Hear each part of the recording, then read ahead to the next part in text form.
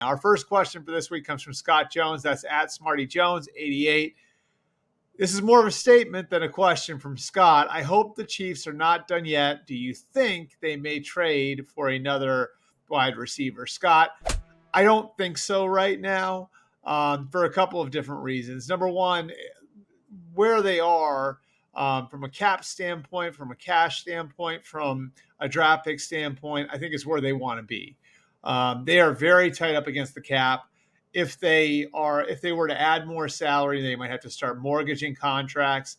They could mortgage contracts in pursuit of a third straight championship, but you got to remember that there are more big contracts coming down the pike for them. Some of the young players they're looking to take care of this offseason, Nick Bolton, their star linebacker, Trent McDuffie, one of the best corners in football, Trey Smith, among others.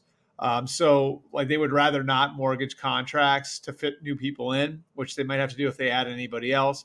They also want to hang on to their draft picks. And the reason why is because they're getting to the point again where they're going to continue to have more of a top-heavy cap structure.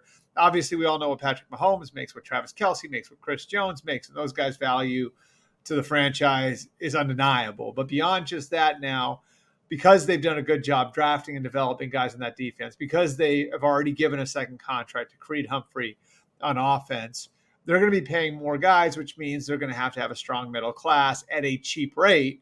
And the way you do that is by hanging on to your draft picks. And so if you want to look at some of the key ingredients to the DeAndre Hopkins deal, you'll see why it's unlikely that they add another body at that position. I think, first of all, no top 100 pick given. That was a huge part of the deal. It's a fifth-round pick that can become a fourth-round pick if Hopkins plays 60% of the team's remaining offensive snaps and the Chiefs make it to the Super Bowl.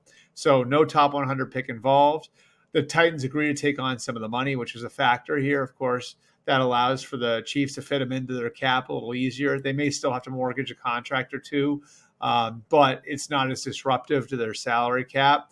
I mean, it allows them to keep building moving forward. Again, they don't view this as a must-win year because while Patrick Mahomes is the quarterback, every year sort of lines up that way. So, I think, of course, some of this is pending the health of Juju Smith-Schuster, pending the health of other guys in the roster. If there are more injuries, this could change. But right now, I think DeAndre Hopkins is the guy that they're going to hang their hat on, having added it at the trade deadline.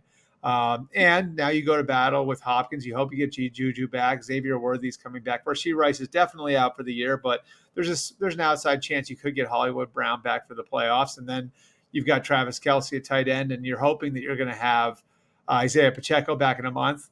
Feel like when you get to December, January, again, if you get some luck on the injury front, that'll be good enough to go.